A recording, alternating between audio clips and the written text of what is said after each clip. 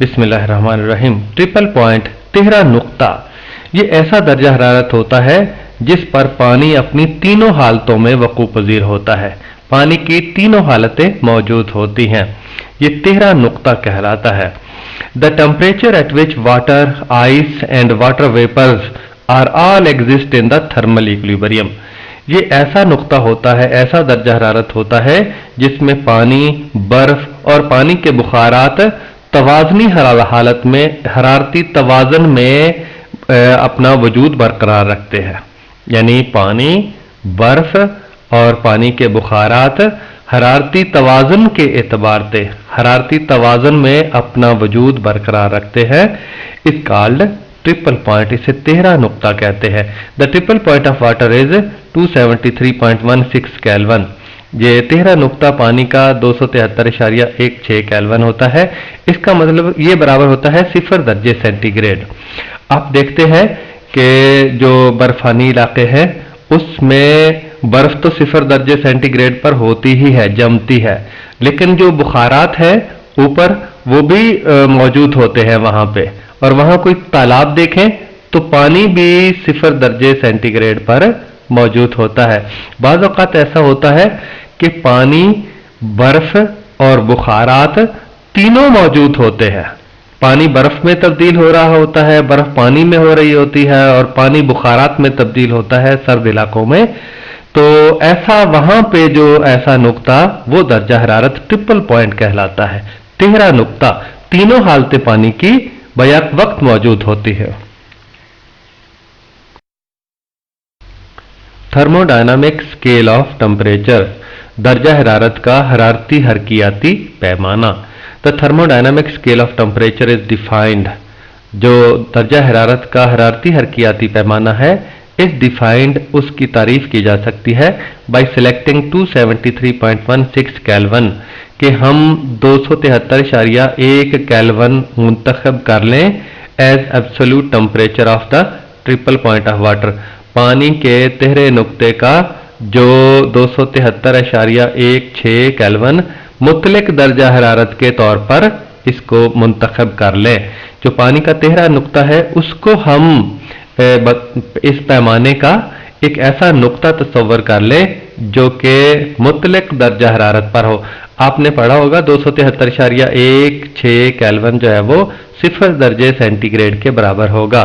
दूसरे लफ्जों में हम 0 दर्जे सेंटीग्रेड को एक ऐसा पैमाना तस्वर कर लें जो कि पानी का तिहरा नुक्ता है, जिसके ऊपर पानी, बर्फ और पानी के बुखारात इसी दर्जा हरारत के ऊपर वकू पजीर होते हैं।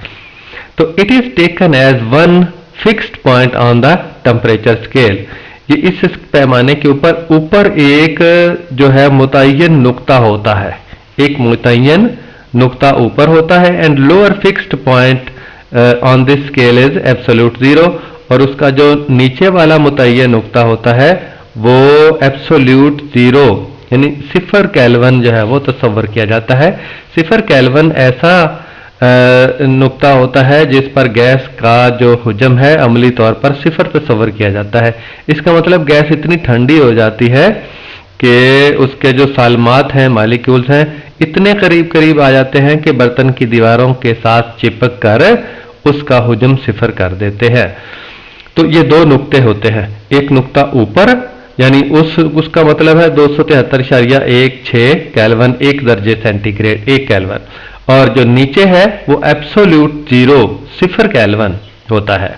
तो दो नुक्ते होते हैं ये थर्मोडायनामिक स्केल ऑफ टेम्परेचर, जो दर्जा हरारत का हरारती हरकियाती पैमाना, इसके ऊपर यूनिट है, इकाई क्या है? The unit of thermodynamic scale, हरारती हरकियाती पैमाने की जो इकाई है इज केल्विन, वो केल्विन होती है। यानी हरारती हरकियाती पैमाने के ऊपर केल्विन के अंदर जो है वो निशानात लगे होते हैं। एंड इज डिनोटेड बाय के, और उसको के से जाहिर किया जाता है। केल्विन क्या होता है?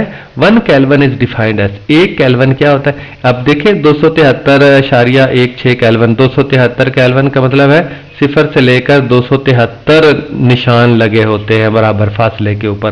तो दो निशानों का दरमियानी फासला जो है वो 1 केल्विन होता है। उसकी तारीफ यह है 1 Kelvin is defined as, 1 Kelvin की तारीफ इस तरह से की जा सकती है कि एज 1/273.16वां पार्ट, 1 इशारिया यानी जो 273वां हिस्सा 1 केल्विन का 1/273वां हिस्सा, पूरी स्केल का जो है वो 273वां हिस्सा ऑफ अ ट्रिपल पॉइंट, तिहरे नुक्ते का, ऑफ वाटर, पानी के तिहरे नुक्ते का जो 1/273वां हिस्सा जो है वो 1 केल्विन के बराबर होता है।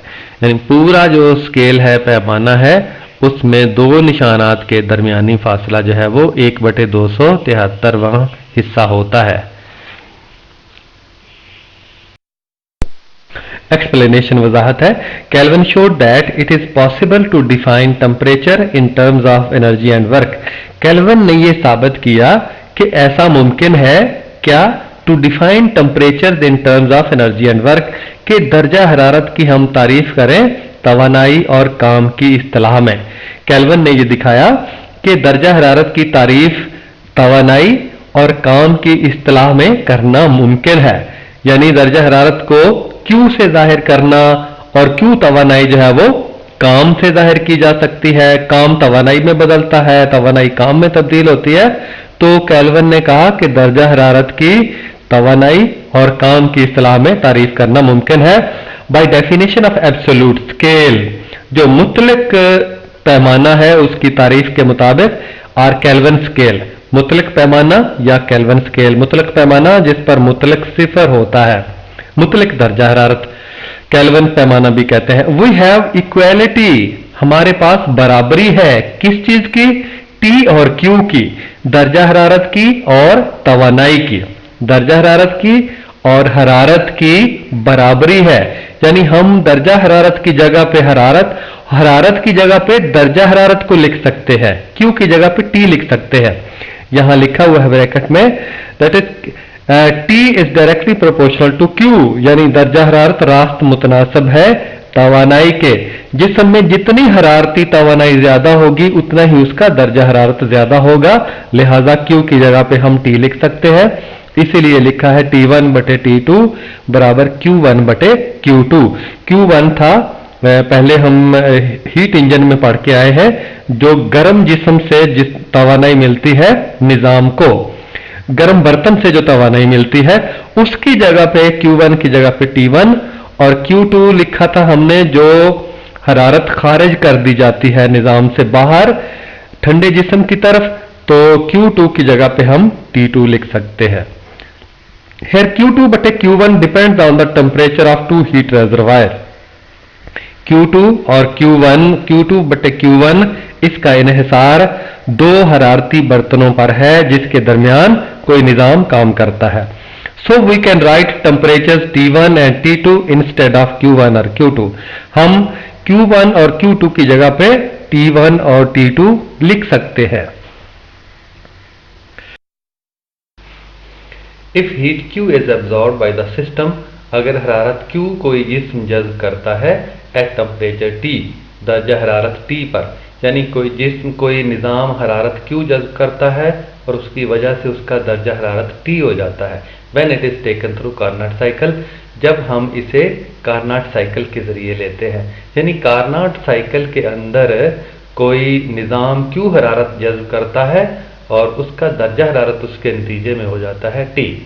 That Q3 is heat rejected by the same system, उसी निज़ाम से Q3 हरारत को खारिज किया जाता है, जैसे हम कार्नाट साइकिल पहले पढ़ते थे और वहाँ Q2 हमने लिखा था, लेकिन यहाँ Q3 लिखते हैं। Let Q3 is the heat rejected by the same system, हम उसी निज़ाम से हरारत Q खारिज करते हैं।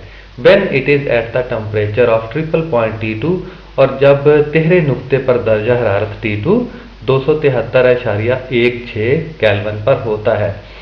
और ये देखेंगे T2 273.16 केल्विन 0 दर्जे सेंटीग्रेड के, तकरीबन 0 दर्जे सेंटीग्रेड के करीब होता है। और हमने पहले पढ़ा कि ये जो थर्मोडायनामिक स्केल है, जो हरारती हरकियाती पैमाना है, ये इसमें दर्जा हरारत कम से कम लिया जाता है। जो हरारत खारिज की जाती है, यानी मुज़ाफ़ात का दर्जा हरारत बहुत कम होता है। आगे हम पढ़ेंगे कि ये 1 केल्विन पर भी काम कर सकता है। The unknown temperature T in Kelvin is calculated as, जो नामालूम दर्जा हरारत T है यानी Q जिस्म का, Q हरारत का, तो वो इस तरह से निकाला जा सकता है T बटे T2। जैसे पहले T1 बटे T2 था उसी तरह ये है T बटे T2 बराबर Q बटे Q3, जो Q Q1 की जगह, Q3 Q2 की जगह। तो उसी तरह से जैसे कार्नोट साइकिल का हमने फार्मूला लिखा था और T को अलग कर लिया, जो नामालूम दर्जा हरारत है T को अलग कर लिया बराबर T2 ज़रब Q बटे Q3। और T2 हमने पहले देखा, पहले पढ़ा कि ये 273.16 केल्विन पर काम करता है अमूमन। तो T बराबर 273.16 ज़रब Q बटे Q3। Since this scale is independent of the property of the working substance, यहाँ पर हम तारीफ भी करते हैं थर्मोडायनामिक स्केल, हरारती हरकियाती पैमाने की, कि ऐसा पैमाना thermodynamic scale is that which is independent of the property of the working substance, जो कि काम करने वाली चीज़ की खसूसियत से आज़ाद होता है। थर्मोडायनामिक स्केल या हरारती हरकियाती पैमाना वो पैमाना है जो काम करने वाली चीज़ की खसूसियत से आज़ाद होता है। अमूमन गैस होती है, गैस की क्या खसूसियत है, कौन सी गैस है, इन तमाम खसूसियात से ये पैमाना आज़ाद होता है, यानी हर खसूसियत पर ये अमल करता है, ये काम करता है। So this can be applied at very low temperature, तो ये पैमाना बहुत कम दर्जा हरारत पर भी काम करता है क्योंकि खसूसियत से आज़ाद होता है, तो कम दर्जा हरारत पर भी काम करता है। लेस देन 1 केल्विन, 1 केल्विन से भी कम। आप अंदाजा करें जो 273.16 केल्विन है ये तकरीबन 0 दर्जे सेंटीग्रेड के बराबर होता है, और ये 1 केल्विन से भी कम दर्जा हरारत पर काम करता है। आइए अब पेट्रोल इंजन के बारे में पढ़ते हैं, ये कैसे काम करता है। तो इट इज़ ए डिवाइस, ये वो आला है which converts heat energy into mechanical energy that is work. ये वो आला है जो हरारती तवानाई को मिकानी तवानाई में तब्दील करता है, यानी काम में, हरारती तवानाई को काम में तब्दील करता है, पेट्रोल इंजन कहलाता है। तो प्रिंसिपल क्या है इसका? ऑल द इंजन्स में हैव डिफरेंट कंस्ट्रक्शंस, तमाम इंजन हो सकता है उनकी साख्तें या बनावटें मुख्तलिफ हों, but their working is based on the principle of Carnot cycle, मगर उसके काम की बुनियाद कार्नोट साइकिल का उसूल ही होता है। कार्नोट साइकिल के उसूल पर ही कमोबेश तमाम इंजन काम करते हैं। कुछ हरारत लेते हैं गर्म जिस्म और कुछ काम में तब्दील हो जाती है और बाकी ठंडे जिस्म को दी जाती है। ए typical 4 stroke petrol engine is shown in the figure. एक खास किस्म का 4 झटकों वाला पेट्रोल इंजन ये परफॉर्म्स 4 प्रोसेसेस, वो 4 मराहल तय करता है, 4 मदारिज तय करता है टू कंप्लीट 1 साइकिल, एक दौर मुकम्मल करने के लिए। उसका एक दौर या एक चक्कर मुकम्मल करने के लिए 4 मराहल से उसे गुजरना पड़ता है। वो मराहल कौन से हैं, आगे बढ़ते हैं। These 4 processes are explained as follows, और इन 4 मदारिज को, 4 मराहल को हम आगे चलकर इनकी वजाहत करते हैं। प्रोसेस 1, पहला मरहला है इनटेक स्ट्रोक, जो दरामदी झटका, जब पेट्रोल अंदर आने के लिए झटका दिया जाता है। The cycle starts on intake stroke, ये जो साइकिल है ये दरामदी झटके पर काम करना शुरू कर देता है। In which the piston moves outward, जिसमें पिस्टन बाहर की तरफ हरकत करता है। नीचे आपको पिस्टन नजर आ रहा है, नीचे उसके साथ क्रैंक शाफ्ट है। क्रैंक शाफ्ट तो चक्के को, पहिए को घुमाने के लिए इस्तेमाल की जाती है। ऊपर 2 वाल्व है। ये जो पिस्टन है ये एक सिलेंडर के अंदर नजर आ रहा है, क्रैंक शाफ्ट भी। ऊपर 2 वाल्व हैं, वाल्व पेट्रोल को अंदर आने के लिए, पेट्रोल और हवा, और ऊपर स्पार्क प्लग है जो कि शोला देने के लिए, जिससे ये पेट्रोल जलता है। The cycle starts on intake stroke, cycle जो है वो दरामदी झटके से शुरू हो जाता है काम करना। In which the piston moves outward, जिसमें पिस्टन बाहर की तरफ हरकत करता है, दाएं तरफ हरकत करते हुए दिखाया गया है। And mixture of air and petrol is drawn through the inlet valve, और जो अंदरूनी वाल्व है उसके जरिए से सिलेंडर के अंदर सिलेंडर के अंदर पेट्रोल और हवा के आमेजे को खींचा जाता है। पेट्रोल भी आता है और हवा भी आती है और इसका आमेजा इसमें आकर खुलता है। तो valve into the cylinder, cylinder में आता है ये पेट्रोल और हवा का आमेजा फ्रॉम द कार्बोरेटर, कार्बोरेटर से एट एटमॉस्फेरिक प्रेशर। कार्बोरेटर में पहले पेट्रोल और ये गैस यानी हवा आपस में मिलती है, आमेजा बनता है। यहां से आमेजा फिर वॉल्व के जरिए सिलेंडर के अंदर आता है जहां पे पिस्टन और क्रैंकशाफ्ट वगैरह लिखा हुआ है। तो from the carburettor at atmosphere pressure, carburettor से ये आता है आम फजाई दबाव पर, जहां इसको कुछ नहीं होता जैसे पहले होता है। आम फजाई दबाव पर इसको आग नहीं लगती। शोला जब दिया जाता है तो फिर इसका दबाव बढ़ता है। अभी तक सिर्फ ये जो पहला झटका है इसके जरिए हवा और पेट्रोल के आमेजे को सिलेंडर के अंदर लाया गया है। प्रोसेस 2, दूसरा मरहला है कंप्रेशन स्ट्रोक, दबावी झटका, दबाव का झटका। ऑन द कंप्रेशन स्ट्रोक, दबावी झटके पर the inlet valve is closed, जो अंदरूनी वाल्व है जिसके जरिए पेट्रोल और हवा का आमेजा आया था ये बंद हो जाता है। And the mixture is compressed adiabatically, और जो आमेजा होता है उसे दबाया जाता है हरारत नागुजार तरीके से। बाहर से ना कोई हरारत आती है ना अंदर से बाहर जाती है, जो उसको दबाव मिलता है उसी दबाव से वो दबता है और उसको शोला भी साथ दिया जाता है जिससे उसको आग लगती है। अगले मरहले में शोला दिया जाएगा।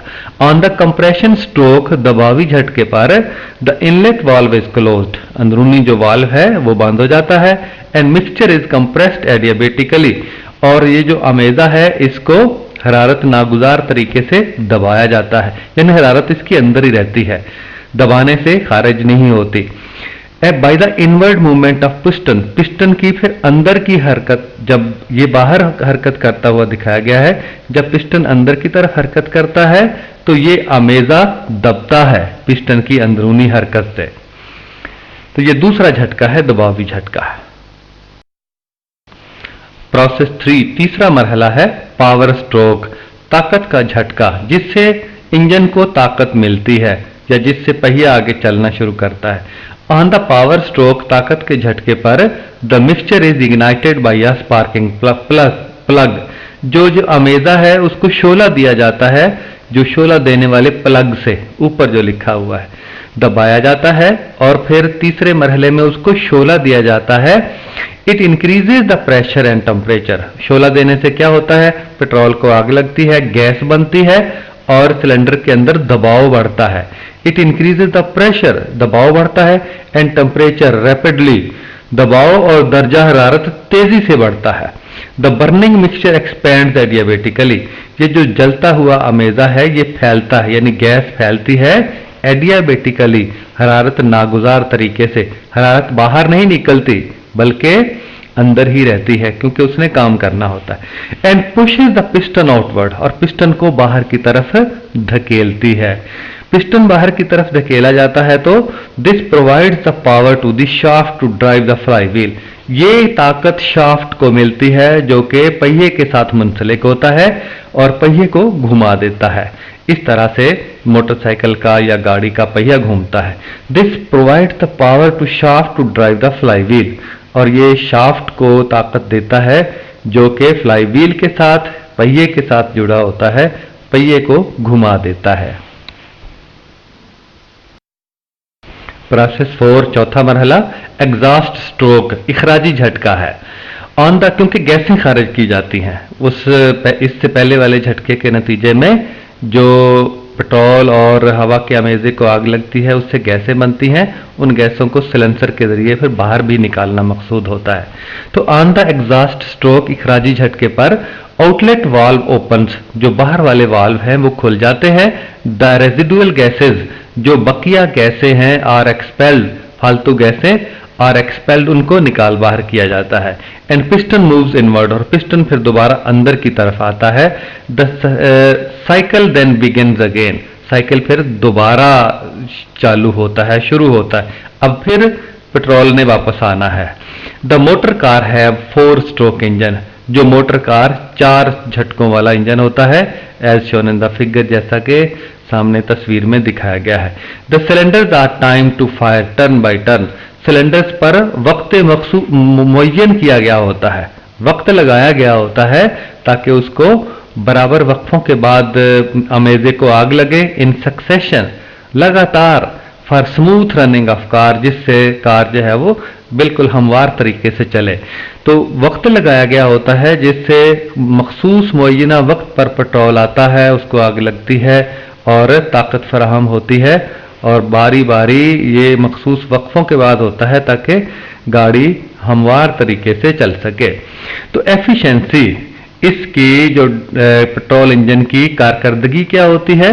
The actual efficiency of properly tuned engine, जो खास तौर पर ट्यून किया गया होता है सफाई वगैरह करके, उसके तमाम पुर्जों को अपनी जगह पे सही काम करने के लिए लगाकर, the actual efficiency of the properly tuned engine, जो मखसूस तरीके से खास तौर पर ट्यून किया गया होता है सही तरीके से, उसकी कारकर्दगी क्या होती है? इज अबाउट 25% टू 30%, 25% से 30% तक होती है, due to friction and other heat losses, रगड़ की वजह से और दूसरे हरारती नुकसानात की वजह से।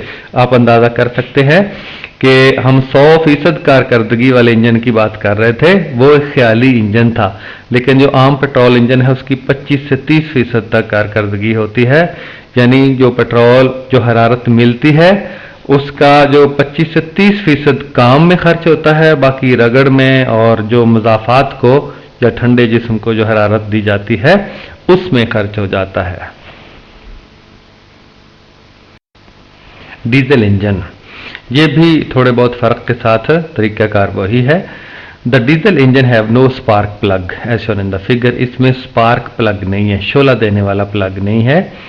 Diesel is spread into the cylinder, diesel का छिड़काव सिलेंडर के अंदर किया जाता है अलॉन्ग विद एयर, हवा के साथ सिलेंडर के अंदर छिड़काव किया जाता है। The air becomes very hot on the sudden compression, अचानक दबाव से हवा बहुत गर्म हो जाती है। The high temperature of the fuel mixture, और जो बुलंद दर्जा हरारत होता है इस ईंधन के जो आमेजे का, Burns on contact with the air in the cylinder, cylinder में जब वो हवा के साथ मिलता है तो जल उठता है।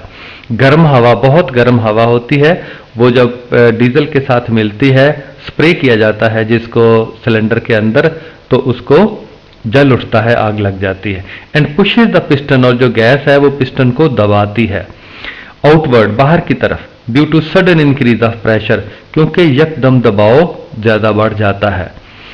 ये बाकी तरीकाकार बिल्कुल वही है जो 4 स्ट्रोक 4 झटके उसमें दिए जाते थे। एफिशिएंसी, इसकी कारकर्दगी, the efficiency of diesel engine is about 35 to 40%, इसकी जो कारकर्दगी है वो 35 से 40% तक होती है। यानी बाकी जो गैस होती है या पेट्रोल होता है वो गैसों की सूरत में या फिर पुर्जों की रगड़ की सूरत में या गर्मी की सूरत में, गर्मैश की सूरत में फिर वो ज़ाया हो जाती है।